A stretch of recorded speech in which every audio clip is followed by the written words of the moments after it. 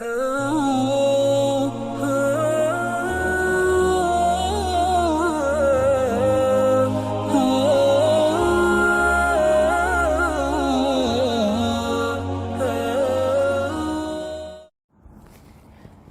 علیکم ورحمۃ اللہ وبرکاتہ. دعا کر لیتے ہیں. الحمدللہ الذی ہدانا لہذا وما کننا لنہتدی لولا ان ہدانا اللہ.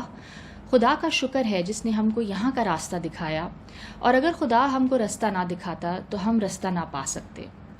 ربنا لا تؤاخذنا ان نسینا او اخطأنا ربنا ولا تحمل علینا اصرا كما حملته على الذین من قبلنا ربنا ولا تحملنا ما لا طاقة لنا به واعف عنا واغفر لنا وارحمنا انت مولانا فانصرنا على القوم الكافرین.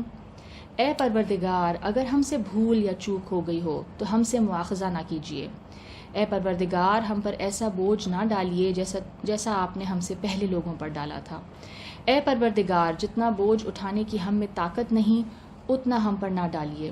اور اے پروردگار، ہمارے گناہوں سے درگزر کیجیے اور ہمیں بخش دیجیے اور ہم پر رحم فرمائیے. آپ ہی ہمارے مالک ہیں اور ہم کو کافروں پر غالب فرمائیے. اللہم ارنا الاشیاء کما ہی. اے اللہ، ہمیں چیزیں ویسی دکھائیے جیسے کہ وہ ہیں. اللہم ارنا الحق حقا وارزقنا اتباعہ وارنا الباطل باطلا وارزقنا اجتنابہ.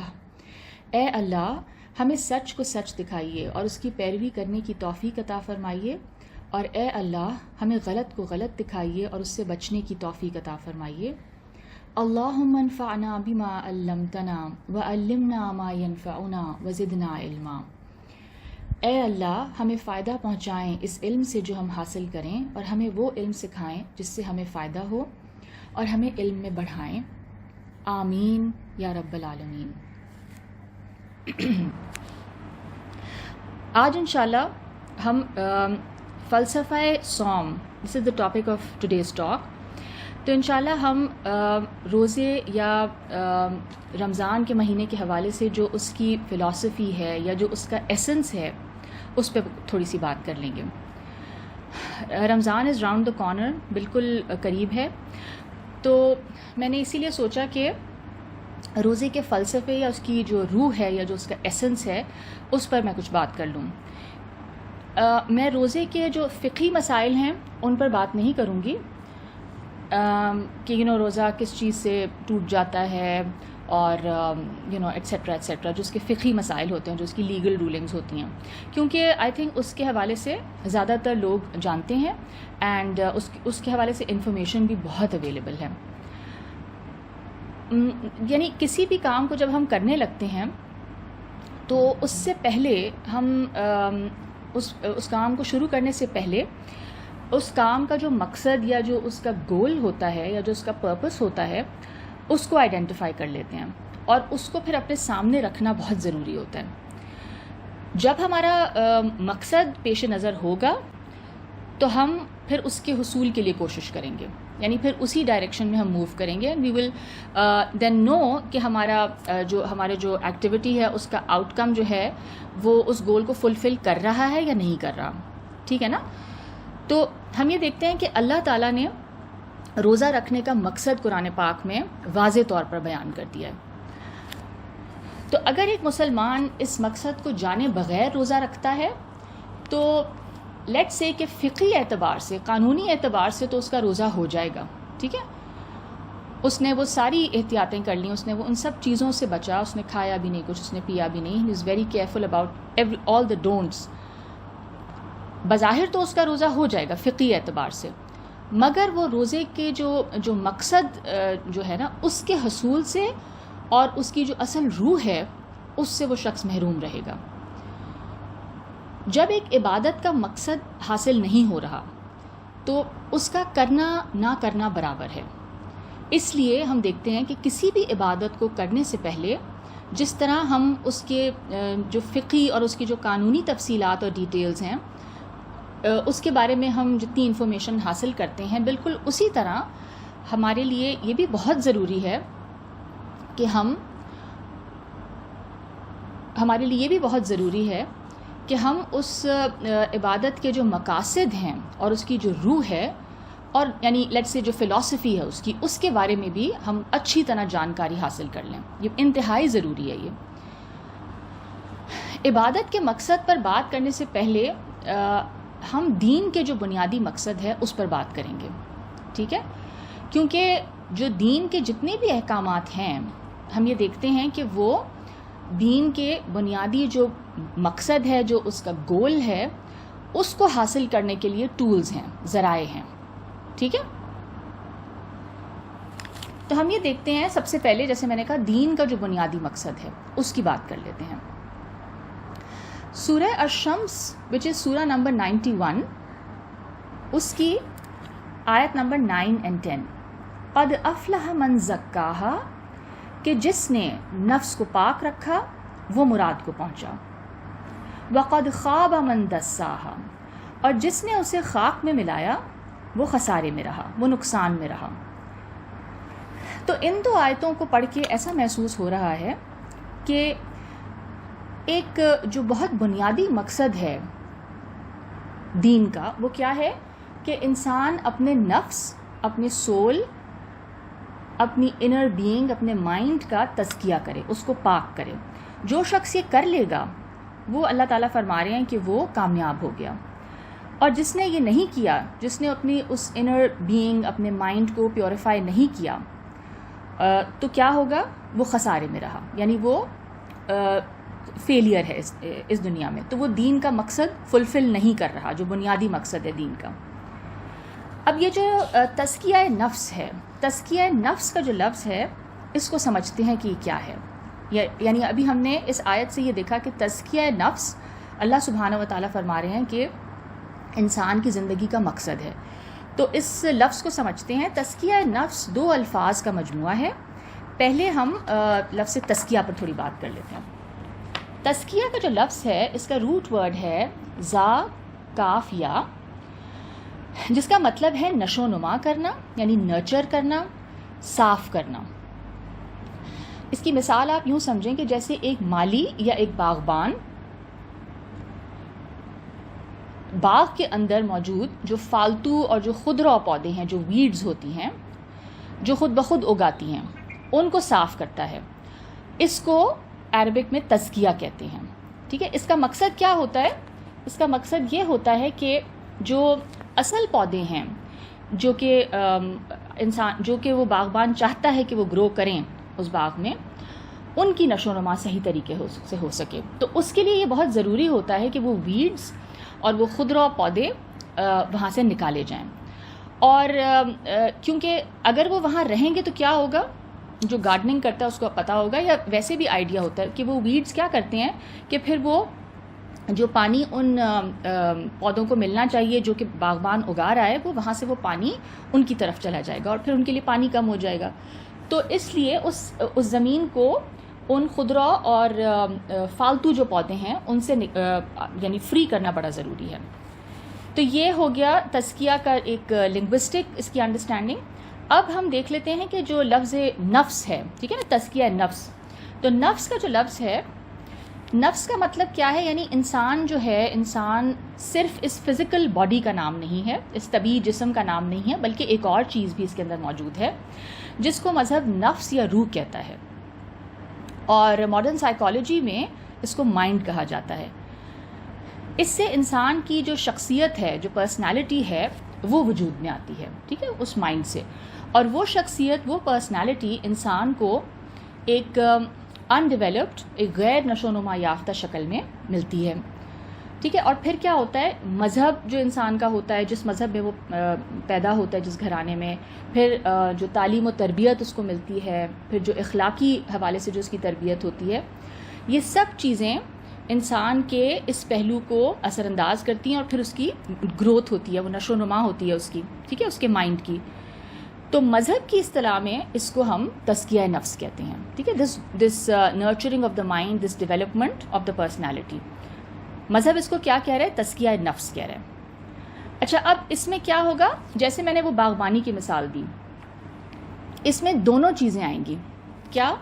ایک تو یہ کہ جو نفس جو چیزیں آپ کی سول کو، آپ کے مائنڈ کو خراب کرتی ہیں، ٹھیک ہے، اور جو پھر الٹیمیٹلی ڈیزیزز بن سکتی ہیں، ان سے اپنے مائنڈ کو پاک کرنا، اپنے نفس کو پاک کرنا ان چیزوں سے، اور جو عادات یا جو یعنی ایٹیٹیوڈز جو انسان کے لیے فائدہ مند ہیں، ٹھیک ہے، جن کو اپنانا ضروری ہے، ان کو انکلکیٹ کرنا اور پھر ان کی نشو و نما کرنا. اور اس پروسیس کو ایک بہت بڑے عالم گزرے ہیں، شاہ ولی اللہ رحمۃ اللہ علیہ، انہوں نے اس پروسیس کو تہذیب نفوس بشری کہا ہے. یعنی انسان کے جو نفس میں جو اینیمل انسٹنکٹس ہیں، جو حیوانی جبلتیں ہیں، ان کو سویلائز کرنا، ٹھیک ہے، ان کو بیلنس کرنا، ان کو اعتدال پہ لانا. اور اسی طرح ہم دیکھتے ہیں کہ جو صوفیہ کرام ہیں وہ اس پورے عمل کو کیا کہتے ہیں. انہوں نے اس کے لیے 3 ٹرمز یوز کی ہیں: تخلی، تحلی اور تجلی. تخلی کیا ہے کہ جو رذائل ہیں، ٹھیک ہے، جو وائسز ہیں، جو بری صفات ہیں، ان کو اپنے اندر سے نکالنا، ٹھیک ہے، ان کے بارے میں اویئر ہونا اور کانشیس ایفرٹ کرنا ان کو نکالنے کی. اور پھر تحلی کیا ہے؟ اچھی صفات یعنی جو ورچوز ہیں ان کو اپنے اندر انکلکیٹ کرنا، اپنے آپ کو ان سے بیوٹیفائی کرنا، مزین کرنا. اینڈ تجلی کیا ہے؟ تجلی کا مطلب آپ ایک حدیث ہے اس سے آپ اس کا مطلب سمجھ سکتے ہیں: تخلقوا باخلاق اللہ، یعنی اللہ کی صفات کو اپناؤ. جسے قرآن پاک نے کیا کہا؟ صبغت اللہ، اللہ کا رنگ اپناؤ، اللہ کے رنگ میں رنگ جاؤ، ٹھیک ہے. اور ہم قرآن میں بہت مقامات پہ یہ دیکھتے ہیں کہ اللہ تعالیٰ نے جہاں ہمیں کسی چیز کا حکم دیا، مثلا اللہ تعالیٰ نے فرمایا کہ کسی کو معاف کرو، تو اس کے ساتھ ہی کیا فرما دیا کہ اللہ تعالیٰ بہت معاف کرنے والا ہے، ٹھیک ہے. کیا تم یہ نہیں چاہتے کہ وہ تمہیں معاف کرے؟ تو یعنی وہ جو خدا کا جو ایٹریبیوٹ ہے، خدا اپنی جو صفت بتا رہے ہیں، اس کو اپنے اندر پیدا کرنے کی حتی الامکان، یعنی اپنی ہیومن لمیٹیشن آبویسلی اس کو سامنے رکھ کے جس حد تک آپ اس صفت کو اپنے اندر لا سکتے ہیں، ٹھیک ہے. مثلا جیسے میں نے کہا forgiveness، تو اللہ کے رنگ میں رنگ جانا. تو اس میں پھر یہ جو پروسیس ہے تزکیہ نفس کا، اس میں ہم اللہ تعالیٰ کی صفات کو اپنے اندر انکلکیٹ کرنے کی کوشش کریں گے، ٹھیک ہے. ایک پرفیکٹ بینگ، خدا تعالیٰ ایک پرفیکٹ بینگ ہیں، اور ان کی جو اعلیٰ ترین صفات ہیں ان کو اپنے اندر پیدا کرنا، اور جو وائسز ہیں، جو رکاوٹ بنتی ہیں ان ورچوز کو اڈاپٹ کرنے میں اور ایک اخلاق کو ڈیولپ کرنے میں، ان کو اپنے اندر سے نکالنا، اپروٹ کرنا. اچھا، اب ہم نے دین کے بنیادی مقصد کو پر تھوڑی سی بات کر لی. اب اس کو سمجھنے کے بعد ہم یہ دیکھیں گے کہ رسول صلی اللہ علیہ وسلم کو بھیجنے کا کیا مقصد ہے. یعنی ان کی پھر جو بعثت تھی، دین کا اگر یہ مقصد ہے تزکیہ نفس، تو رسول اللہ صلی اللہ علیہ وسلم کا اس دنیا میں آنے کا یا ان کو بھیجنے کا کیا مقصد تھا. اس حوالے سے بھی ہم کچھ آیات دیکھ لیتے ہیں قرآن پاک کی. سورہ بقرہ وچ از سورہ نمبر 2، اس کی آیت نمبر 151، میں اس کا ترجمہ پڑھ رہی ہوں. جس طرح ہم نے تم ہی میں سے ایک رسول بھیجے ہیں جو تم کو ہماری آیتیں پڑھ پڑھ کر سناتے اور تمہارا تزکیہ کرتے ہیں، ٹھیک ہے، یہ وہی لفظ آ گیا تزکیہ، اور کتاب اور دانائی سکھاتے ہیں اور ایسی باتیں بتاتے ہیں جو تم پہلے نہیں جانتے تھے، ٹھیک ہے. تو رسول اللہ صلی اللہ علیہ وسلم کو بھیجنے کا، ان کی بعثت کا ایک بنیادی مقصد کیا بتایا گیا کہ وہ کتاب کی تلاوت کرتے ہیں، ٹھیک ہے، اور پھر کیا کرتے ہیں، اس کے تھرو انسانوں کو پیوریفائی کرتے ہیں، ٹھیک ہے. اور یہ وہی پیوریفیکیشن ہے جس کی ہم نے اوپر بات کی. اور ایک اور آیت دیکھ لیتے ہیں جو کہ حضرت ابراہیم علیہ السلام کی دعا ہے جب وہ اپنے بیٹے حضرت اسماعیل علیہ السلام کے ساتھ خانہ کعبہ کی تعمیر کر رہے تھے. تو انہوں نے ایک دعا کی، سورہ بقرہ آیت نمبر 129: اے پروردگار، انہی میں سے ایک پیغمبر مبعوث کیجئے، ایک پیغمبر کو اپوائنٹ کیجئے جو ان کو تیری آیتیں پڑھ پڑھ کر سنایا کرے اور کتاب اور دانائی یعنی وزڈم سکھایا کرے اور ان کا تزکیہ کرے، ٹھیک ہے. وَيُزَكِّيهِمْ، بے شک تو غالب اور صاحب حکمت ہے.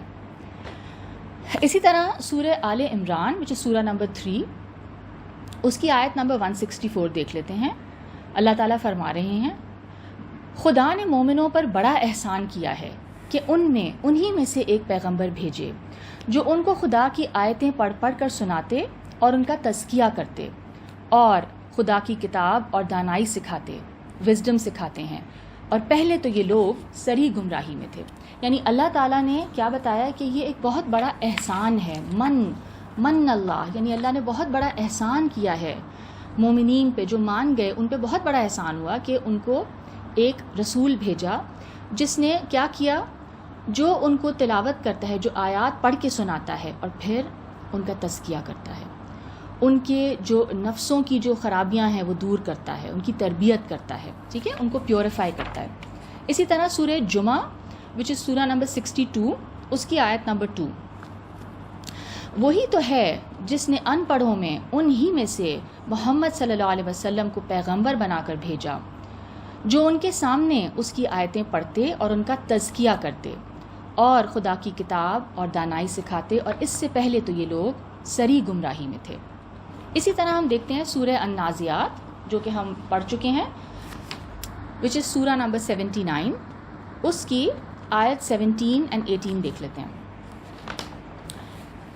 اذهب الى فرعون انه طغى، کہ فرعون کے پاس جاؤ وہ سرکش ہو رہا ہے. اور اگلی آیت فقل هل لك الى ان تزكى، اور اس سے کہو کہ کیا تو چاہتا ہے کہ پاک ہو جائے. تزکا کا ورڈ ہے، تمہارا تزکیہ ہو جائے. اور یہ ان آیات کی بیک گراؤنڈ کیا ہے، جیسے ہم نے پڑھا تھا کہ حضرت موسیٰ علیہ السلام کو جب نبوت عطا ہوئی تو اللہ تعالیٰ نے ان کو ان کا مشن بتا رہے ہیں. تو اللہ سبحانہ و تعالیٰ فرما رہے ہیں کہ فرعون کے پاس جاؤ، وہ سرکش ہو رہا ہے، وہ ریبیلیس ہو رہا ہے، ہی از کراسنگ آل لمٹس، ٹھیک ہے. اور اس سے کیا کہنا ہے، اس سے یہ کہنا ہے، اس سے کہنا ہے یا اس کو انوائٹ کرنا ہے کہ کیا تم اپنے آپ کو ٹھیک کرنا چاہتے ہو، تم اپنا تزکیہ کرنا چاہتے ہو، ٹھیک ہے. اب یہ قرآن پاک نے ایک لفظ میں فرعون کا اصل پرابلم بتا دیا، اور وہ کیا تھا، طغا. طغا کا جو ورڈ ہے اس کا مطلب ہے حدود فراموش ہو جانا، یعنی سب لمٹس کو بھلا دینا، ان باؤنڈریز کو توڑ دینا جن کی وجہ سے تباہی آتی ہے، ٹھیک ہے.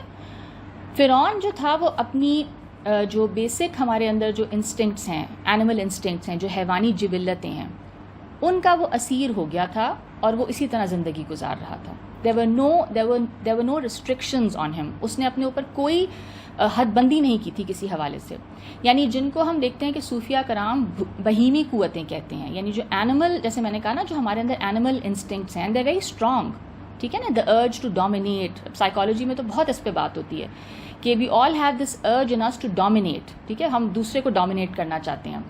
And then there different urges. Survival instinct کی وجہ سے ہم کیا کرتے ہیں، دوسرے کا بھی مال جو ہے وہ چاہتے ہیں کہ وہ بھی ہمیں مل جائے، وغیرہ وغیرہ.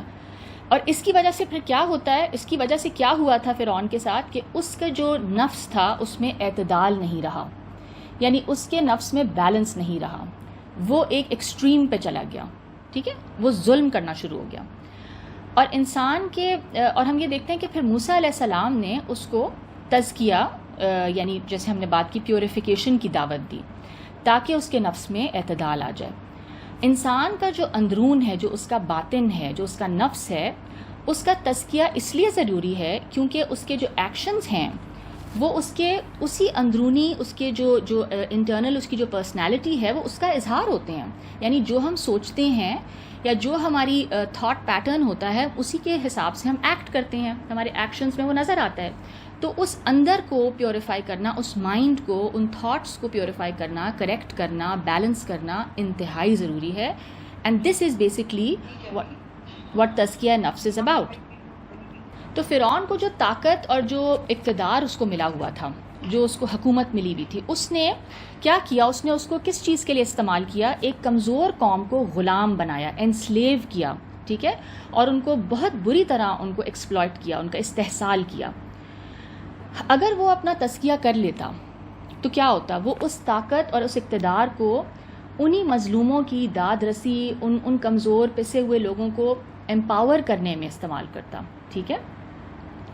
اس لیے ہم دیکھتے ہیں کہ قرآن پاک نے جو کامیابی کا سٹینڈرڈ رکھا ہے وہ کیا ہے، تزکیہ نفس، ٹھیک ہے، purity, purification of the soul and the mind. سورہ اعلیٰ which is سورہ نمبر 87 اس کی آیت نمبر 14 دیکھ لیتے ہیں. قد افلح من تزکا، بے شک وہ مراد کو پہنچ گیا جو پاک ہوا، بے شک وہ کامیاب ہو گیا. ٹھیک ہے، افلح کا جو ورڈ ہے کامیاب ہونا، وہ کامیاب ہو گیا جو پاک ہوا. سورہ طٰہٰ سورہ نمبر 20 اس کی آیت نمبر 76 دیکھ لیتے ہیں. ہمیشہ رہنے کے باغ جن کے نیچے نہریں بہہ رہی ہیں، ہمیشہ ان میں رہیں گے، اور یہ اس شخص کا بدلہ ہے جس نے تزکیہ کیا. ٹھیک ہے، یعنی جس نے اپنے اندر کو صاف کیا، اپنے باطن کو، اپنے مائنڈ کو پیوریفائی کیا، کریکٹ کیا، تو اس کے لیے یہ جنت ہے. اس تزکیہ نفس کو حاصل کرنے کے لیے ہم دیکھتے ہیں کہ دین اسلام کی 4 شاخیں، یعنی جو 4 مین برانچز ہیں ریلیجن کی، وہ کیا ہیں؟ جیسے ہم نے پہلے بھی بات کی تھی، ایمانیات جو آپ کا بلیف سسٹم ہوتا ہے، پھر عبادات جو آپ کا ورشپ سسٹم ہے، دین دیر از اخلاقیات، ٹھیک ہے، جو کہ آپ کے ایتھکس ہیں، اور شریعت وچ از دا لا. یہ چاروں برانچز جو ہیں ریلیجن کی، یہ ایک بہت اہم کردار ادا کرتی ہیں. کس چیز کے لیے؟ To enable the follower to purify himself اور ہر سیلف. اور ہم یہ دیکھتے ہیں کہ اسلامی جو عبادات ہیں ان میں روزہ ایک بہت اہم عبادت ہے. ٹھیک ہے، لیکن روزے پہ بات کرنے سے پہلے ہم سب سے پہلے عبادت پر تھوڑی بات کر لیتے ہیں. ٹھیک ہے، عبادت ایک تو ہے کیا، اس کا مطلب کیا ہے، اور اگین عبادت کا مقصد کیا ہے. یعنی عبادت اگر ایک اللہ تعالیٰ نے ایک چیز ہمارے لیے رکھی ہے اس مذہب میں، اور اس کو ہمارے اوپر فرض کیا ہے، تو اس کا مقصد دیکھ لیتے ہیں. عبادت کیا ہے؟ عبادت ایک بالا تر ہستی، ایک بہت سپیریئر سپریم بینگ کی مکمل معرفت، یعنی اس کو جاننے کے بعد اس کے سامنے بچ جانے کا نام ہے. یعنی once you have recognised that supreme being and آپ نے اس کو جان لیا، اس کی رحمت کو، اس کی صفات، اس کی ربوبیت کو، وہ آپ کو کس طرح پال رہا ہے، اس کے کتنے احسانات ہیں، اس کے بعد انسان کا جو بے اختیار اس بالا تر ہستی کے سامنے بچ جانا، یہ دراصل عبادت ہے. ہم سورہ فاتحہ میں ہم جو پڑھتے ہیں تو اس میں ہم سب سے پہلے کیا پڑھتے ہیں؟ الحمدللہ رب العالمین. تمام تعریف ہے اس رب کے لیے، ٹھیک ہے، یعنی جو جہانوں کا رب ہے، اس اللہ کے لیے جو پالنے والا ہے تمام جہانوں کا. تو اللہ تعالیٰ کی ربوبیت کی صفت کو ہم جانتے ہیں، ہم ڈسکور کرتے ہیں کہ وہی پالنے والا ہے. اور اس کے بعد پھر ہم کیا پڑھتے ہیں؟ الرحمن الرحیم، یعنی the most merciful, the eternally merciful, یعنی جو کہ اس قدر مرسی ہے اس کی کہ ہر چیز پہ چھائی ہوئی ہے، تو ہم اس کے رحم کو ریکگنائز کر رہے ہیں. اور پھر مالک یوم الدین، کہ وہ انصاف کے دن کا مالک ہے، یعنی وہ جزا کے دن انصاف قائم کرے گا. تو ہم جب اللہ کی صفات ربوبیت کی، اس کے نرچر کرنے کی، اس کا ہمیں سسٹینر جو اس کا ہونا ہے ہمارا، پھر اس کی مرسی، پھر اس کا انصاف، جب یہ سب چیزوں کو ہم انڈرسٹینڈ کرتے ہیں، ان کی معرفت لیتے ہیں، تو اس کے بعد کیا کہتا ہے وہ شخص؟ وہ بے ساختہ کہتا ہے ایاک نعبد و ایاک نستعین، یعنی کہ اللہ میں تیری ہی عبادت کرتا ہوں اور میں کروں گا، اور میں تجھ سے ہی مدد مانگتا ہوں. یعنی عبادت کے لائق پھر وہی ہستی ہے جس کے اندر یہ ایٹریبیوٹس ہوں، تو آپ مدد بھی پھر اسی سے طلب کرتے ہیں. تو انسان کا بے ساختہ، یعنی بے ساختہ اس ہستی کے سامنے بچ جانا جو اس کا سب سے بڑا محسن ہے، جس کے بے انتہا احسانات ہیں اس کے اوپر. اس عبودیت کا جو جذبہ ہے، دیز فیلنگز آف یعنی لو اینڈ ہیوملٹی ٹورڈز گاڈ، یہ جو اس کا جو اظہار ہوتا ہے انسان کس طرح کرتا ہے؟ اپنے الفاظ کے تھرو. ٹھیک ہے، بیکاز ایز ہیومنز جب ہمارے اندر ایموشنز ہم اپنے ایکسپریس کرتے ہیں تو ہم اس کے لیے ورڈز یوز کرتے ہیں، ایکشنز بھی ہوتے ہیں. ٹھیک ہے، تو جب ہم کسی سے بہت شدید محبت یا ہمیں کسی کی بہت زیادہ عقیدت یا رسپیکٹ ہوتی ہے تو ہم کیا کرتے ہیں؟ ہم there certain actions we do, ہم اس کے آگے جھکتے ہیں، اس کے ہاتھ چومتے ہیں. ٹھیک ہے، اس کا فزیکلی ہم اظہار کرنا چاہتے ہیں، یا جیسے اپنے بچوں کے لیے ہم فزیکلی اس کا اظہار، اور وہ بے ساختہ ہوتا ہے. ٹھیک ہے، you just want to do it, اندر سے آپ کو دل چاہتا ہے. تو انسان نے اس سپریم بینگ کی عبادت کے لیے طور طریقے جو ہو سکتے تھے وہ اپنی عقل سے طے کرنا مشکل تھا اس کے لیے. اور جب اس نے کوشش کی تو پھر کیا ہوا، اس نے بہت عجیب و غریب اور بڑے یعنی ڈیفیکلٹ طریقے ایجاد کیے، بڑے پرمشقت قسم کے طریقے. اس لیے اللہ تعالیٰ نے اس معاملے میں ہماری رہنمائی کی، ہمیں گائیڈ کیا، اور کچھ مراسم عبودیت، کچھ ریچولز آف ورشپ اللہ تعالیٰ نے ہمارے لیے مقرر کر دیے.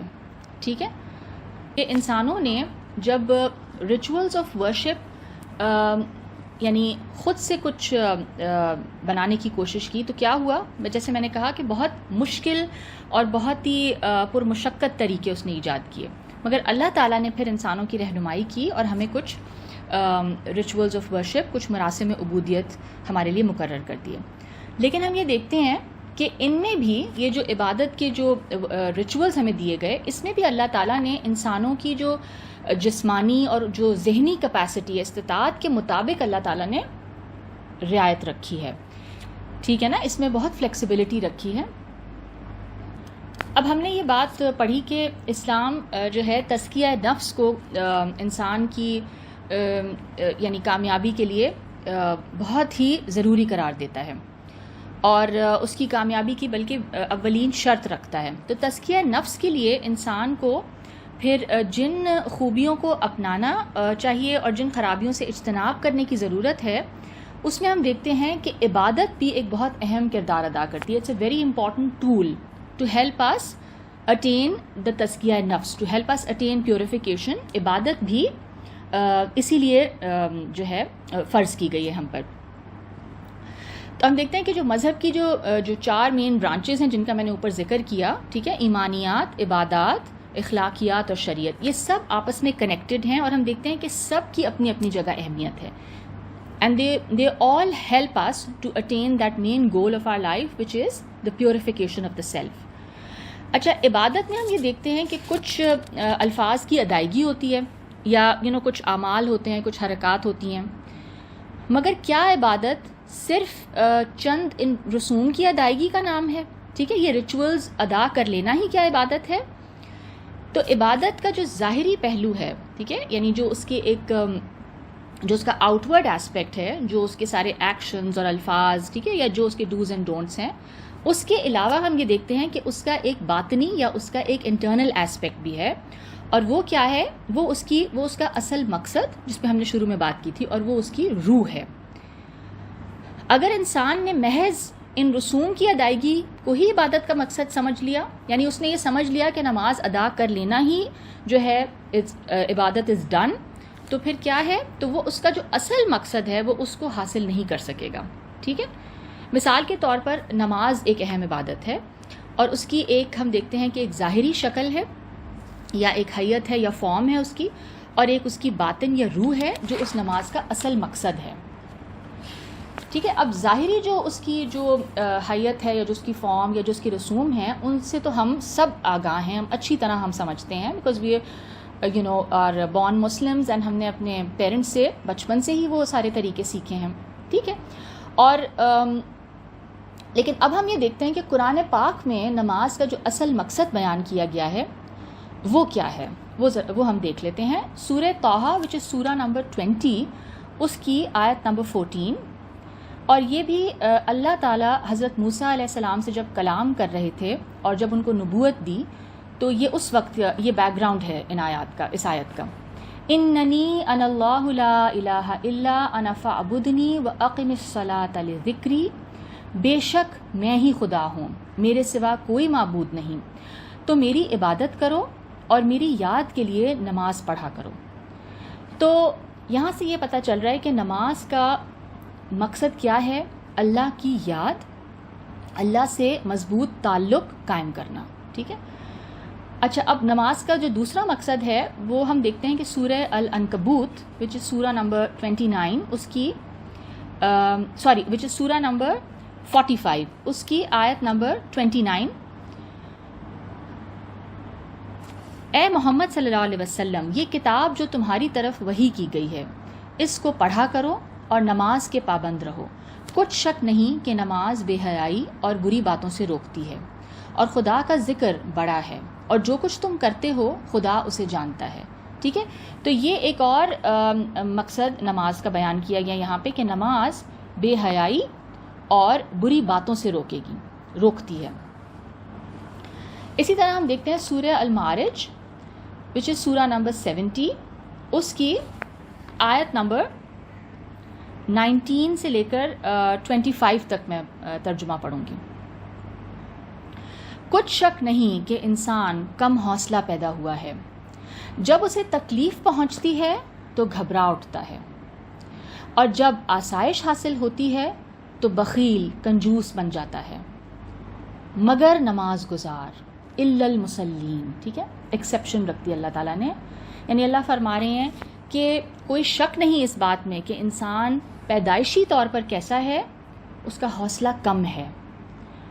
یعنی جب اس کو تکلیف پہنچتی ہے تو وہ پینک کرتا ہے، وہ گھبرا جاتا ہے، وہ کمپلین کرنا لگتا ہے. اور جب اس کو کوئی خوشی ملتی ہے، کوئی آسائش ملتی ہے، کوئی نعمت ملتی ہے تو کیسا ہو جاتا ہے؟ کنجوس ہو جاتا ہے. یعنی وہ صرف وہ نعمت اپنے لیے چاہتا ہے، وہ شیئر نہیں کرنا چاہتا کسی کے ساتھ. اور یہ لیٹس سے کہ ہمارے انسٹنکٹس میں یہ چیز ڈالی گئی ہے. اور امام رازی کے مطابق اس کا کیا مطلب ہے؟ ان آیات سے مراد یہ ہے کہ انسان بہت زیادہ لالچی ہے اور اس کے اندر صبر کی بھی کمی ہے، ٹھیک ہے، بائی نیچر.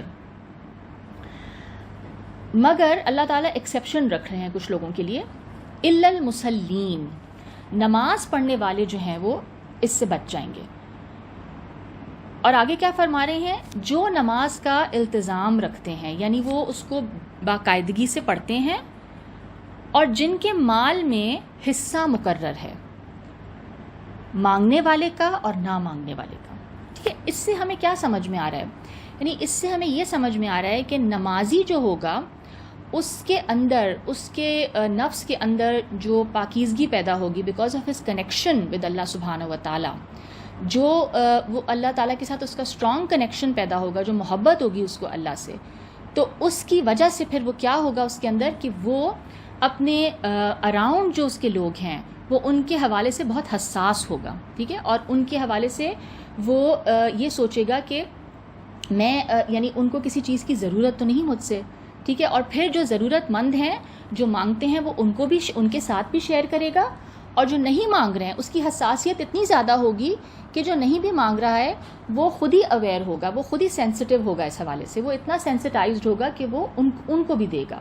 ٹھیک ہے، بتانے کی بھی ضرورت نہیں پڑے گی اس کو. تو نماز آپ کے اندر وہ سینسٹیوٹی نماز کو پیدا کرنی چاہیے کہ جس کی وجہ سے ایک تو آپ کے اندر صبر پیدا ہو، اور آپ مصیبتوں کا مقابلہ حوصلے کے ساتھ کریں. آپ کے اندر ایک حوصلہ پیدا ہوتا ہے کیونکہ اللہ کے ساتھ آپ کا جب کنیکشن ہوتا ہے تو پھر آپ اس گھبراہٹ سے، اس پریشانی سے یعنی نکل آتے ہیں. آتی تو ہے پریشانی، ایک نیچرل رسپانس ہے، لیکن نمازی اس سے نکل آتے ہیں، اور پھر ان کے اندر شیئر کرنے کا جذبہ بھی ہوتا ہے. تو this is becoming very clear now کہ واٹ نماز should be doing to our mind and to our thinking. اسی طرح سورہ ماؤن وچ از سورہ 107، یہ میں پوری سورہ کا ترجمہ پڑھوں گی. بھلا تم نے اس شخص کو دیکھا جو روز جزا کو جھٹلاتا ہے؟ یہ وہی ہے جو یتیم کو دھکے دیتا ہے اور فقیر کو کھانا کھلانے کے لیے ترغیب نہیں دیتا. تو ایسے نمازیوں کی تباہی ہے. فویل للمصلین، ایسے نمازیوں کی خرابی ہے، تباہی ہے، جو نماز کی طرف سے غافل رہتے ہیں، نماز کے مقصد سے غافل ہیں، جو ریاکاری کرتے ہیں. اور ریاکاری کیا ہے؟ یعنی شو آف کرنا، اپنی ورشپ کو شو آف کرتے ہیں، اور برتنے کی چیزیں، عام استعمال کی چیزیں عاریتاً نہیں دیتے، لینڈ بھی نہیں کرنا چاہتے. تو یہاں پہ اگین ایک ایسا کیریکٹر ڈسکرائب کیا جا رہا ہے کہ جو ہے تو نمازی، لیکن وہ کیا کرتا ہے؟ وہ معاشرے کا جو سب سے کمزور ترین یعنی فرد ہو سکتا ہے، وہ ایک یتیم بچہ ہوتا ہے، یعنی جس کے باپ کی ڈیتھ ہو گئی ہو اور کوئی سہارا نہ ہو. ٹھیک ہے، اور اس کے علاوہ یتیم کوئی بھی شخص وہ ہو سکتا ہے ان دا جنرل سینس کہ جس کی کوئی سوسائٹی میں کوئی بیکنگ یا کوئی سپورٹ نہیں ہے. ٹھیک ہے، وہ اکیلا ہے. تو ایسے شخص کے حوالے سے بھی وہ نمازی کیسا ہے؟ یعنی وہ اس کو دھکے دے رہا ہے. مطلب مدد کرنا تو دور کی بات ہے، وہ he wants nothing to do with ہم، بیکاز اس کی سوچ کیسی ہے کہ وہ اس کو بدلے میں کچھ نہیں ملنا نا، تو وہ اس شخص کو دھکے دے رہا ہے. اور کیا کر رہا ہے وہ کھانا کھلانے کے لیے کسی دوسرے کو بھی مشورہ نہیں دے رہا. یعنی اگر آپ کے سامنے کوئی مالدار شخص ہے تو آپ اس کو کہتے ہیں کہ آپ یہ کر دیں, وہ اس کو بھی یہ نہیں سجیسٹ کر رہا. اللہ تعالیٰ کیا فرما رہے ہیں, اس نمازی کی تباہی ہے, ٹھیک ہے, کیونکہ وہ نماز کے اصل مقصد سے غافل ہے. نماز کا مقصد کیا تھا؟ جیسے میں نے پہلے ہم نے آیتیں دیکھی ہیں, اللہ کی یاد قائم ہو جانا, اللہ سے مضبوط تعلق قائم ہو جانا, اور اس کے بعد معاشرے میں لوگوں کے حوالے سے سینسٹیو ہونا, to develop that love for all of humanity. پھر وہ ڈفرینسز ختم ہو جائیں گے, سب انسان آپ کو اپنے جیسے لگیں گے, اور ایمپتھائز آپ کریں گے ان کے ساتھ. اور پھر یعنی یہ جو کیریکٹر ہے, پھر فردر اس کے بارے میں کیا بتایا کہ وہ نماز اس کی محض دکھاوا ہے, وہ اس نماز کے مقصد سے غافل ہے, اور اس کی اخلاقی پستی کا یہ عالم ہے کہ وہ کسی کو کوئی چیز لینڈ بھی نہیں کرنا چاہ رہا. یعنی اس حد تک وہ بخیل اور سیلفش ہو چکا ہے. ٹھیک ہے, اب ہم نے عبادت کا مقصد اور اس کے ساتھ ساتھ ہم نے پھر صلات کا مقصد بھی تھوڑا دیکھ لیا, اور اب آ جاتے ہیں ہم روزے کے مقصد کی طرف, کیونکہ رمضان کا مہینہ ہے انشاءاللہ, اور ہم نے روزے رکھنے ہیں, اور اس حوالے سے جیسے میں نے کہا کہ روزے کی روح, اس کا فلسفہ اور اس کا مقصد پہ ہم تھوڑا بات کریں گے آج. تو روزے کا جو مقصد ہے وہ قرآن پاک کی آیت دیکھ لیتے ہیں, سورہ بقرہ کی آیت نمبر 183. یا ایھا الذین آمنوا کتب علیکم الصیام کما کتب علی الذین من قبلکم لعلکم تتقون. اے ایمان والو, تم پر روزے فرض کیے گئے ہیں جس طرح تم سے پہلے لوگوں پر فرض کیے گئے تھے, تاکہ تم پرہیزگار بنو, تاکہ تم تقوی حاصل کرو. لعلکم تتقون. ٹھیک ہے, تو اب یہ کیا بتایا جا رہا ہے یہاں پہ کہ روزے سے کیا آؤٹ کم ریکوائرڈ ہے, یا اس کا کیا گول ہے کہ انسانوں کے اندر تقوی پیدا ہو جائے. ٹھیک ہے, اب یہ تقوی کیا چیز ہے؟ تقوی کا جو روٹ ورڈ ہے وہ ہے واو, قاف اور یا, جس کا مطلب ہے بچنا, بچانا, حفاظت کرنا. ٹھیک ہے, تقوی قرآن مجید کی ایک خاص اصطلاح ہے, ایک خاص ٹرم ہے, اور اس کا مطلب ہے کہ اللہ کے جو احکامات ہیں اور جو قوانین ہیں, اللہ نے جو لاز بنائے ہیں, ان کی مخالفت سے بچنا, ان کو اپوز نہ کرنا, اور جو کرنے کے کام ہیں, جو فرائض ہیں, ان کو ادا کرنا. تو اللہ تعالیٰ نے روزے کا مقصد کیا بتا دیا؟ تقوی کا حصول, تقوی پیدا ہو جائے ہمارے اندر. لہٰذا روزہ رکھنے سے کیا ہونا چاہیے؟ انسان کے اندر اللہ تعالیٰ کی فرما برداری کا جذبہ پیدا ہونا چاہیے, اور نافرمانی سے بچنے کا جذبہ پیدا ہونا چاہیے. تقوی اللہ تعالیٰ کی موجودگی کا احساس ہے. ٹھیک ہے, it is being conscious of God consciousness بھی اس کو کہا جاتا ہے. اور روزے جیسی ایک ہڈن ورشپ, ایک بہت ہڈن ورشپ ہوتی ہے نا, ایک روزے دار کو ہی پتہ ہے کہ اس کا روزہ ہے, کیونکہ اگر بظاہر اگر ہو سکتا ہے کوئی شخص یہ کہے کہ اس کا روزہ ہے, لیکن اپنا وہ کمرے میں چھپ کے کچھ کھا سکتا ہے. تو یہ ایک بہت ہڈن ورشپ ہے, مخفی عبادت ہے, جو روزہ جس کا یعنی یا انسان کو پتہ ہے یا اس کے رب کو پتہ ہے. تو روزے میں ہم کھانے پینے سے اور جنسی عمل سے اجتناب کیا جاتا ہے, کروایا جاتا ہے. اور تو یہ بھی کیا ہے, یہ انسان کی جو, جیسے ہم نے پہلے بات کی, جو اس کی جو اینیمل انسٹنکٹس ہیں, جو اس کی جبلی قوتیں ہیں, ان کو کنٹرول کرنے میں جو ہے کنٹرول میں رکھنے کی ایک ٹریننگ ہے, ایک تربیت ہے. جس طرح روزے میں ہم جائز اور حلال کھانا پینا اور جنسی عمل سے اجتناب کرتے ہیں, باقی زندگی میں پھر ان کاموں سے, ان سارے کاموں سے بچنا ہے جن کی ممانعت ہے, یعنی جو اللہ نے منع فرمائے ہیں. تو دس از اے ٹریننگ. اب تقوی کے لفظ کو ہم سمجھتے ہیں کہ یعنی اللہ تعالیٰ نے جب یہ کہا کہ تاکہ تمہارے اندر تقوی پیدا ہو, یعنی روزہ رکھنا اللہ تعالیٰ نے پچھلی امتوں پہ بھی فرض کیا تھا اور ہم پہ بھی, تو اس کا آؤٹ کم تقوی ہونا چاہیے. تو تقوی کے حوالے سے اس کو انڈرسٹینڈ کرنے کے لیے کچھ آیات دیکھ لیتے ہیں. سورہ حجرات کی آیت نمبر 13. لوگو, ہم نے تم کو ایک مرد اور ایک عورت سے پیدا کیا اور تمہاری قومیں اور قبیلے بنائے تاکہ ایک دوسرے کو شناخت کرو, اور خدا کے نزدیک تم میں زیادہ عزت والا وہ ہے جو زیادہ تقوی والا ہے, جو زیادہ پرہیزگار ہے. بے شک خدا سب کچھ جاننے والا اور سب سے زیادہ خبر رکھنے والا ہے. تو یعنی اللہ تعالیٰ کیا بتا رہے ہیں یہاں پہ کہ انسانوں کو ایک ہی عورت اور ایک ہی مرد سے تخلیق کیا گیا, ٹھیک ہے, اور پھر ان کی قومیں ان کی مختلف نسلیں قبیلے بنائیں، اور یہ کس لیے کیا گیا؟ تاکہ شناخت ہو. ٹھیک ہے، ان سب چیزوں سے اللہ کو کوئی سروکار نہیں کہ کون کس کی کیا نسل ہے، کون سی قوم ہے، کون سا قبیلہ ہے. خدا کے نزدیک تم میں سب سے زیادہ قابل عزت کون ہے؟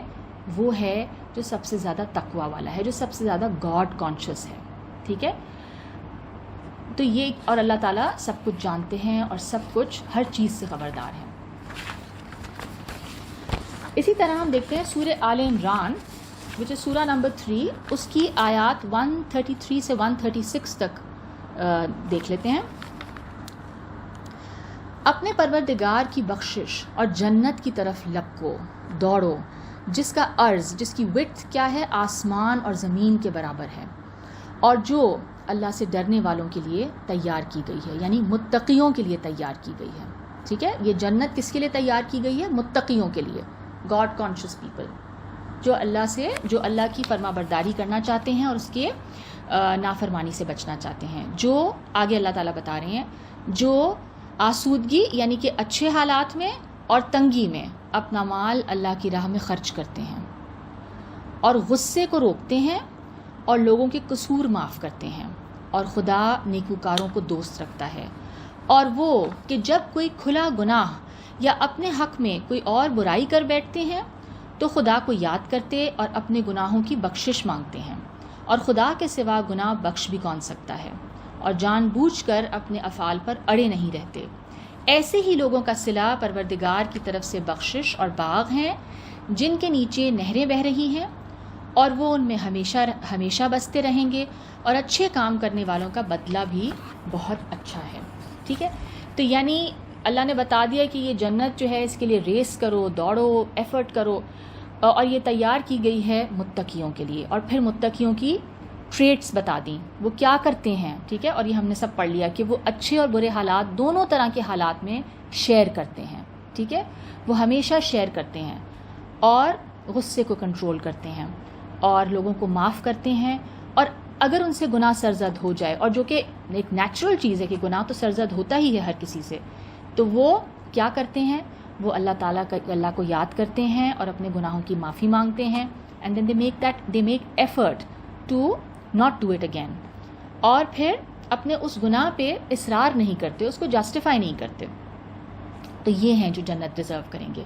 اسی طرح ہم سورہ بقرہ وچ از سورہ نمبر 2، اس کی آیت نمبر 177 کو دیکھ لیتے ہیں. اس آیت کو آیت بر بھی کہا گیا ہے، اور بر کا مطلب ہے نیکی. تو یعنی نیکی کو بتایا گیا کہ نیکی کیا چیز ہے، اور یہ نیکیاں کون کرتے ہیں؟ یہ متقی کرتے ہیں. ٹھیک ہے، تو متقیوں کے بارے میں بتایا گیا کہ وہ کون سی نیکیاں کرتے ہیں. اللہ تعالیٰ فرماتے ہیں، میں ترجمہ پڑھ رہی ہوں، نیکی یہی نہیں کہ تم مشرق یا مغرب کو قبلہ سمجھ کر ان کی طرف منہ کر لو، بلکہ نیکی یہ ہے کہ لوگ خدا پر اور روز آخرت پر اور فرشتوں پر اور کتاب پر اور پیغمبروں پر ایمان لائیں، اور مال باوجود اس کو عزیز رکھنے کے، یو لو یور ویلتھ. ٹھیک ہے، اس بلاوڈ مال کو کیا کرنا ہے؟ رشتہ داروں، یتیموں، محتاجوں اور مسافروں اور مانگنے والوں کو دیں، اور گردنوں کے چھڑانے میں خرچ کریں، اور نماز پڑھیں اور زکوٰۃ دیں، اور جب عہد کر لیں، جب وعدہ کر لیں کسی سے تو اس کو پورا کریں. ٹھیک ہے، fulfilment of commitment is important for them. اور سختی اور تکلیف میں اور جنگ کے وقت ثابت قدم رہیں. ٹھیک ہے، کنسسٹنٹ رہیں، گھبرائیں نہیں، ہمت نہیں ہاریں، صبر کریں. یہی وہ لوگ ہیں جو سچے ہیں، اور یہی ہیں جو تقوی والے ہیں. ٹھیک ہے، تو there is further description of what the متقین آر لائک. ٹھیک ہے، تقوی والے کیا کرتے ہیں، اور وہ ان کی نیکیاں بتائی گئیں. اب ہم یہ دیکھتے ہیں کہ اللہ تعالیٰ نے، جیسے ہم نے پڑھا کہ روزے کا مقصد تقوی بتایا، کہ تقوی کا حاصل ہو جانا، اور ان آیات میں بھی ہم نے دیکھ لیا کہ متقیوں کی کوالٹیز کیا ہیں. اب کچھ احادیث کو پڑھیں گے جن سے کہ یہ ثابت ہوتا ہے کہ روزے کا اصل مقصد کیا ہے؟ انسان کے اخلاق اور اس کے کردار میں ایک مثبت پازیٹیو تبدیلی. ٹھیک ہے، ایک حدیث میں اس کی طرف اشارہ ہے، جو انسان جھوٹ بولنا اور جھوٹ پر عمل کرنا نہ چھوڑے تو اللہ تعالیٰ کو اس کے کھانے پینے چھوڑنے کی کوئی حاجت نہیں. یعنی Allah is not in need of ہم بینگ ہنگری اینڈ تھرسٹی. ٹھیک ہے، اگر وہ جھوٹ بولنا اور جھوٹ پر عمل کرنا نہیں چھوڑ رہا، ٹھیک ہے، تو وہ روزہ بالکل بیکار ہے۔ ایک اور حدیث میں بھی اس بات کو ہم دیکھتے ہیں اس طرح بیان کیا گیا ہے کہ کتنے ہی روزے دار ہیں جن کو اپنے روزے سے پیاس کے علاوہ کچھ حاصل نہیں ہوتا، اور کتنے ہی راتوں کو قیام کرنے والے ہیں جن کو رات جاگنے کے علاوہ کچھ نہیں ملتا، صرف تھکن ملتی ہے۔ ایک اور حدیث کے الفاظ یوں ہیں، جب تم میں سے کسی کا روزہ ہو تو وہ گالم گلوچ نہ کرے اور لڑائی جھگڑا نہ کرے، اگر اسے کوئی گالی دے یا لڑائی کرے تو وہ کہہ دے کہ میں روزے سے ہوں، ٹھیک ہے۔ تو یعنی روزہ صرف آپ کے کھانے پینے کی ریسٹرکشن کا نام نہیں ہے، روزے میں آپ نے ان باقی تمام چیزوں سے بھی اپنے آپ کو بچانا ہے جو کہ گناہ ہیں، جو کہ اللہ کو ناپسندیدہ ہیں، اور وہ خاص طور پہ ان اخلاقی باتوں کی طرف اشارہ کیا گیا۔ اب ہم یہ دیکھتے ہیں کہ روزے کا جو مقصد ہمیں سمجھ میں آ رہا ہے وہ کیا ہے، سیلف کنٹرول کو ڈیولپ کرنا، ٹھیک ہے، ضبط نفس انسان میں پیدا ہو۔ تو ہم نے جیسے بات کی کہ یہ ایک تربیت ہے، یہ ایک ٹریننگ ہے، اس لیے ہم دیکھتے ہیں کہ جن لوگوں کا سیلف کنٹرول کمزور ہوتا ہے، ضبط نفس ان کا کمزور ہے، اور وہ گناہ یا کوئی جرائم کا ارتکاب کر لیتے ہیں، کوئی کرائمز کمٹ کر لیتے ہیں، تو ان کے لیے قرآن مجید نے کفارے کا جو حکم دیا ہے اس میں ایک آپشن روزے کا بھی رکھا ہے، ٹھیک ہے، کہ آپ روزہ رکھ لیں۔ اچھا، آپ کچھ لوگ پوچھتے ہیں کہ یعنی اس سے کیا ہوگا، یعنی وہ اگر کسی نے کوئی چوری کیا یا کچھ، تو اللہ تعالیٰ نے کہا کہ تم روزے رکھ لو، تو اس سے یہ بات ثابت ہو رہی ہے کہ چونکہ اس شخص میں سیلف کنٹرول کی کمی ہے، ضبط نفس کی کمی ہے، اس لیے اللہ نے اسے روزے رکھنے کا حکم دیا تاکہ اس کا سیلف کنٹرول ڈیولپ ہو، اسٹرانگ ہو۔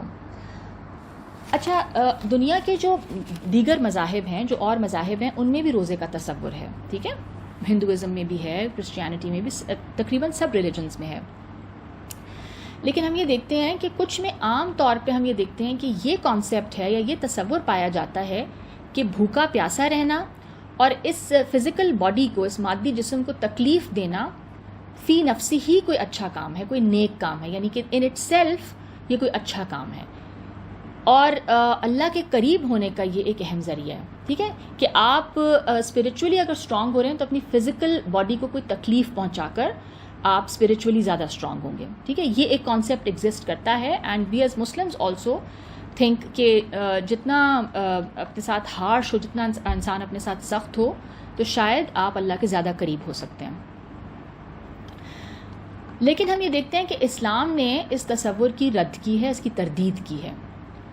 روزے کو کیا بتایا؟ ایک بلند مقصد کے حصول کا ذریعہ بتایا، ایک ٹول ہے ایک ہائر پرپس کو اچیو کرنے کے لیے، اور اسی لیے ہم یہ دیکھتے ہیں کہ سورہ بقرہ کی جن آیات میں روزے کے احکامات درج ہیں، ان احکامات کے درمیان میں کیا فرما دیا؟ سورہ بقرہ کی آیت 186 کا میں ترجمہ پڑھ رہی ہوں، اور اے پیغمبر، جب تم سے میرے بندے میرے بارے میں دریافت کریں، میرے بارے میں پوچھیں، تو کہہ دو کہ میں تو قریب ہوں، میں بہت قریب ہوں، جب کوئی پکارنے والا مجھے پکارتا ہے تو میں اس کی دعا قبول کرتا ہوں۔ تو ان کو چاہیے کہ میرے حکموں کو مانیں اور مجھ پر ایمان لائیں تاکہ نیک راستہ پائیں۔ اب ہم یہ دیکھتے ہیں کہ اس آیت سے پہلے اور اس کے بعد روزے کے احکامات ہیں۔ اس آیت میں کیا بتایا جا رہا ہے؟ اس میں یہ بیان کیا جا رہا ہے کہ اللہ تعالیٰ ہمیشہ ہمارے ساتھ ہیں، ہر ایک کے ساتھ ہیں، اور ایسا نہیں ہے کہ صرف روزہ رکھ کر اس کا قرب حاصل ہوگا، یعنی اللہ تعالیٰ تو ہمیشہ موجود ہیں، ہمیشہ ساتھ ہیں، ٹھیک ہے۔ روزہ رکھنے کا مقصد کیا ہے؟ کہ آپ تقویٰ میں بڑھیں، ٹھیک ہے، اس کے احساس میں بڑھیں۔ تو اس سے ہم یہ دیکھتے ہیں کہ روزے کے جو احکامات بیان اللہ نے آگے کیے ہیں، اس میں اللہ تعالیٰ نے یہ بھی فرما دیا، یرید اللہ بکم اليسر ولا یرید بکم العسر، یعنی اللہ تمہارے لیے آسانی چاہتا ہے، مشکل نہیں چاہتا، ٹھیک ہے۔ جیسے ہم نے اوپر بات کی کہ ہم کیا سمجھتے ہیں ریلیجن میں کہ جتنا زیادہ انسان اپنی مادی جسم کو تکلیف پہنچائے گا، یہ ایک کانسیپٹ ہے جیسے ایگزسٹ کرتا ہے کچھ ریلیجنز میں، تو کیونکہ روح اور جو مادہ ہے، ٹھیک ہے، جو ہمارا جسم ہے اور جو ہمارا سول ہے، وہ اپوزٹ ہیں، ٹھیک ہے، تو یہ سمجھا جاتا ہے کہ آپ نے اگر روح کو اسٹرینتھن کرنا ہے تو باڈی کو تکلیف پہنچانی ہوگی، کسی مشقت میں ڈالنا پڑے گا۔ تو اللہ تعالیٰ کیا فرما رہے ہیں؟ اللہ تعالیٰ فرما رہے ہیں کہ وہ ہمارے لیے آسانی چاہتے ہیں، مشکل نہیں چاہتے، ٹھیک ہے.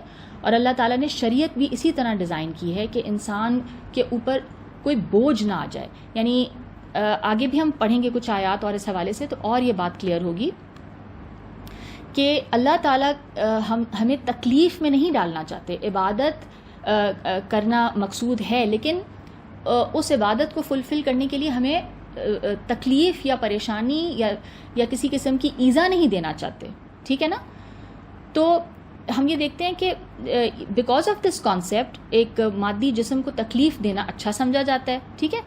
اور پھر ہم لگتا ہے کہ جیسے اللہ تعالیٰ زیادہ پسند کریں گے اس شخص کو جو جتنا سادہ ہے، یعنی جو بالکل کھاتا بھی صحیح نہیں ہے، بہت کم کھاتا ہے یا دنیا داری میں نہیں ہے بالکل، ٹھیک ہے. قرآن پاک نے جیسے میں نے کہا اس تصور کی رد کی ہے. اب ہم کچھ آیات دیکھ لیتے ہیں. سورہ مائدہ وچ از سورہ نمبر 6 اس کی سورہ نمبر 5 اس کی آیت نمبر 6 دیکھ لیتے ہیں. مومنو، جب تم نماز پڑھنے کا قصد کیا کرو، ارادہ کیا کرو، تو منہ اور کوہنیوں تک ہاتھ دھو لیا کرو اور سر کا مسح کر لیا کرو اور ٹخنوں تک پاؤں، اور اگر نہانے کی حاجت ہو تو نہا کر پاک ہو جایا کرو، اور اگر بیمار ہو یا سفر میں ہو یا کوئی تم میں سے بیت الخلاء سے ہو کر آیا ہو یا تم عورتوں سے ہم بستر ہوئے ہو اور تمہیں پانی نہ مل سکے تو پاک مٹی لے لو اور اس سے منہ اور ہاتھوں کا مسح کر لو، یعنی تیمم. خدا تم پر کسی طرح کی تنگی نہیں کرنا چاہتا، بلکہ یہ چاہتا ہے کہ تمہیں پاک کرے اور اپنی نعمتیں تم پر پوری کرے تاکہ تم شکر کرو.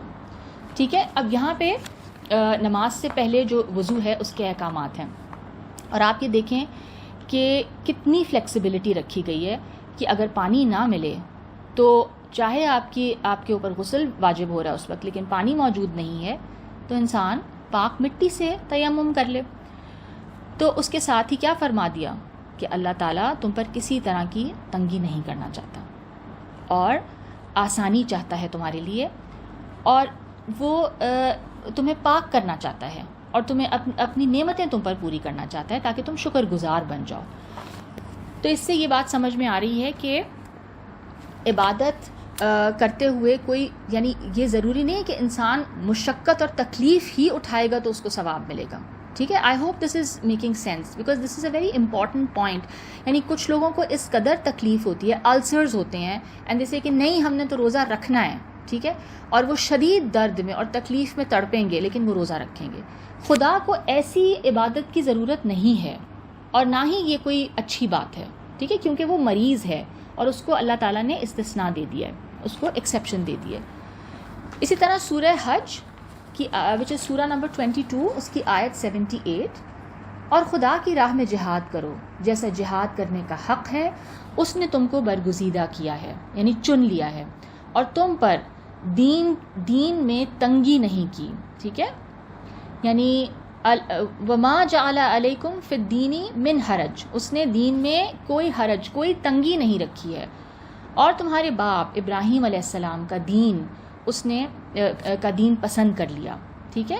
اس نے پہلی کتابوں میں تمہارا نام مسلمان رکھا تھا، اور اس کتاب میں بھی، تاکہ پیغمبر تمہارے بارے میں شاہد ہوں، گواہ ہوں، اور تم لوگوں کے مقابلے میں شاہد ہو.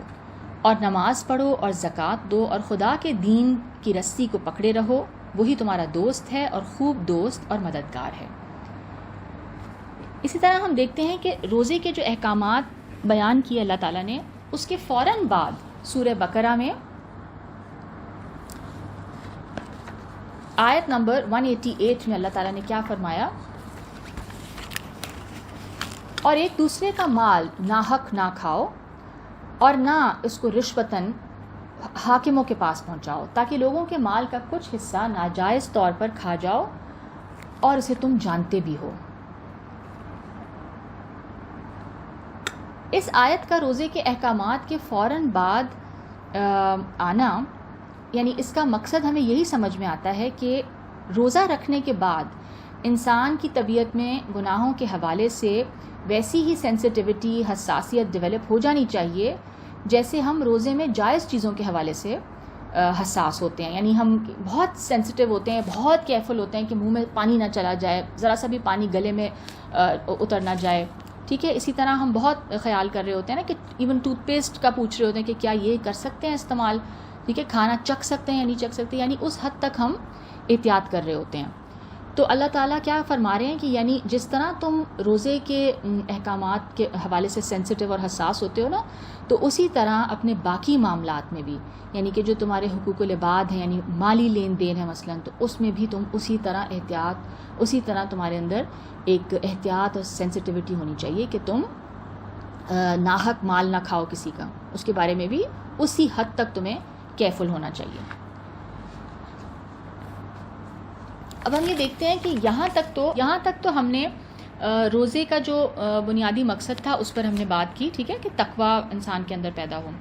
اب ہم یہ دیکھ لیتے ہیں کہ رمضان کا جو مہینہ ہے اس کی جو فضیلت ہے اور اس کا بابرکت ہونا, اس کے حوالے سے ہم کچھ آیات دیکھ لیتے ہیں. یعنی ہم یہ دیکھیں گے کہ رمضان کی جو فضیلت ہے اس کی وجہ قرآن پاک میں کیا بتائی گئی ہے, ٹھیک ہے. تو قرآن اور رمضان کا تعلق ہم یہ دیکھتے ہیں کہ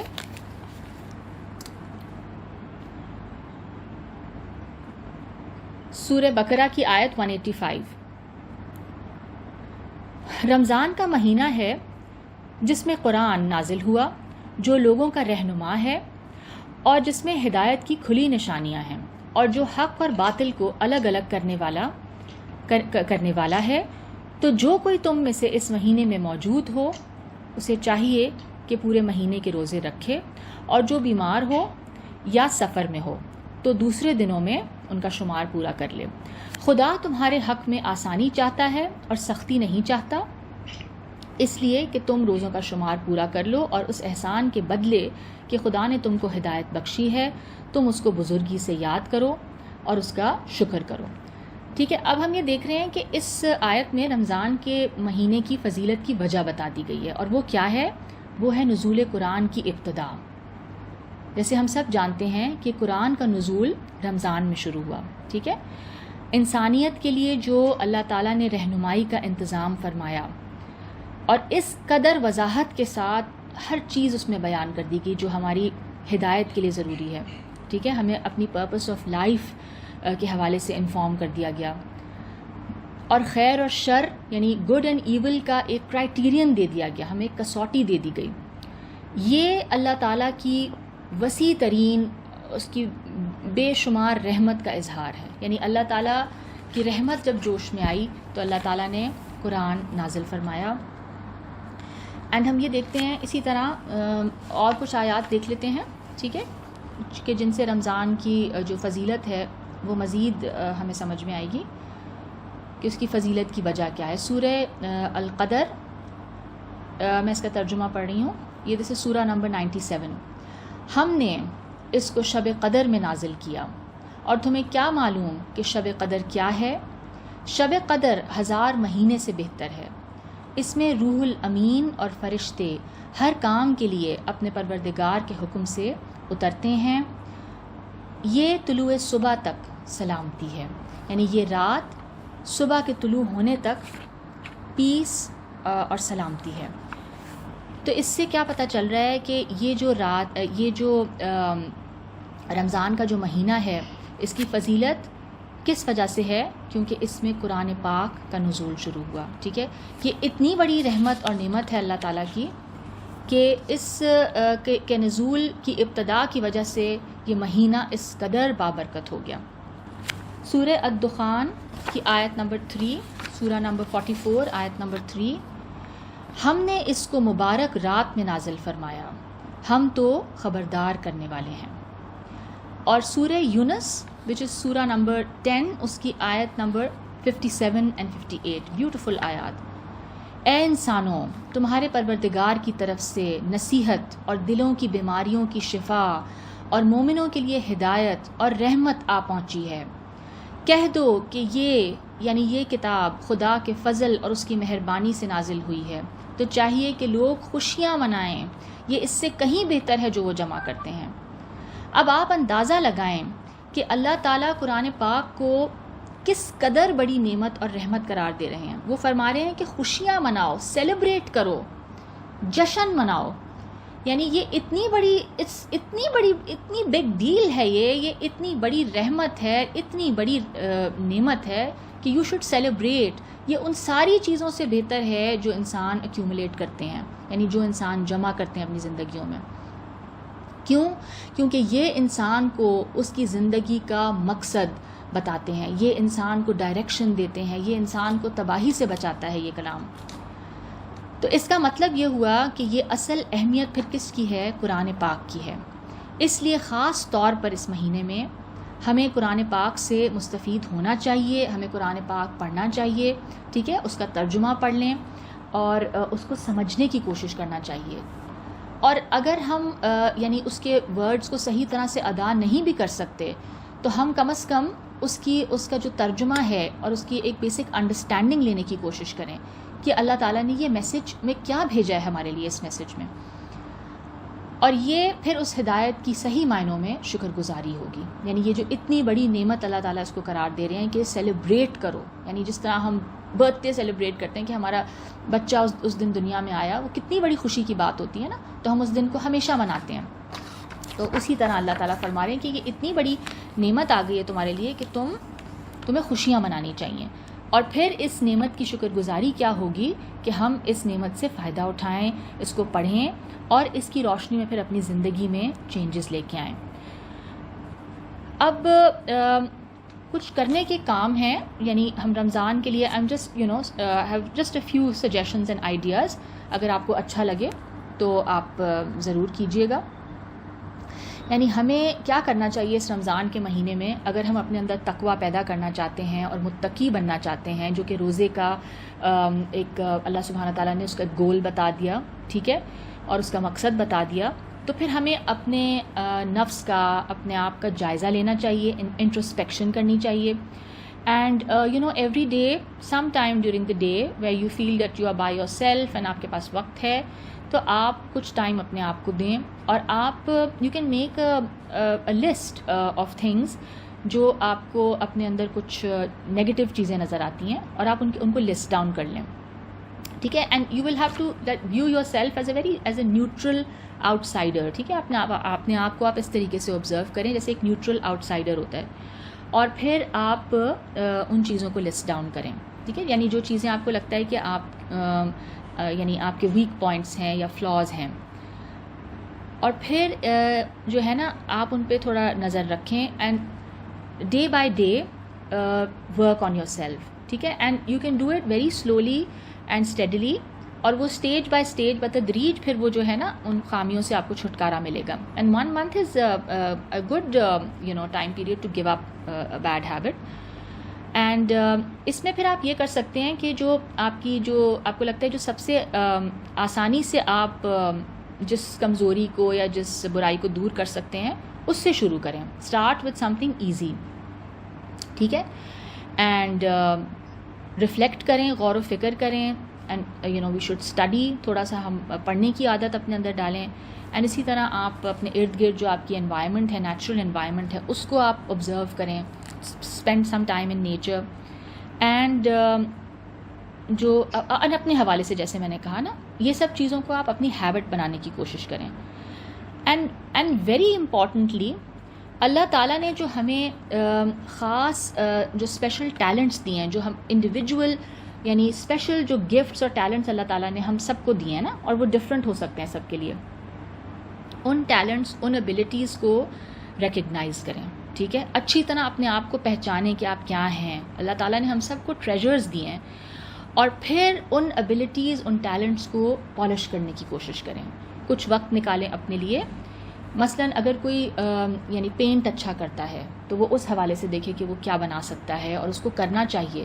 کیونکہ جیسے ہم نے یہ پڑھا تھا نا شروع میں جو ہم نے آیت پڑھی تھی سورہ شمس کی، کہ جس نے اپنے نفس کو پاک رکھا وہ مراد کو پہنچا، اور جس نے اس کو مٹی میں ملا دیا تو وہ خسارے میں رہا. تو وہ ایبلٹیز بھی تو ہمارے نفس کا حصہ ہیں نا. یعنی وہ جو ایبلٹیز ہیں، وہ جو ٹیلنٹس ہیں، اگر ہم نے ان کو اگنور کر دیا یا ان کو ہم نے پالش نہیں کیا تو وہ مٹی میں دب گیا نا سب کچھ. تو وہ تو گفٹس تھے جو اللہ نے ہمیں دیے تھے. یہ بھی اس تزکیہ نفس کا ایک بہت امپورٹنٹ حصہ ہے. اور پھر آپ کیا کریں، جب آپ ان ابیلٹیز، ان ٹیلنٹس کو ریکگنائز کریں گے، آپ پالش کریں گے، محنت کریں گے، تو پھر آپ کنٹریبیوٹ کر سکتے ہیں ٹو سوسائٹی. آپ خدمت خلق کے لیے اپنی جو آپ کی قدرتی تحفے ہیں اور جو صلاحیتیں ہیں آپ ان کو بروئے کار لائیں. ٹھیک ہے، and then you can add beauty to the world around you.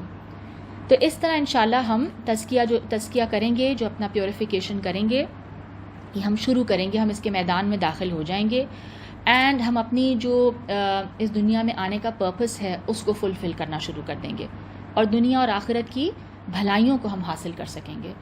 ٹھیک ہے. سو 1 or 2 people have just joined، تو میں I'll just go over it very quickly کہ ہم نے یہ سوچا ہے کہ رمضان کے حوالے سے I had a few suggestions in mind، تو کہ ہم ہر ایک ہم میں سے اپنے آپ پہ غور کرے، اپنے نفس کا جائزہ لے، اپنے انٹروسپیکشن کرے.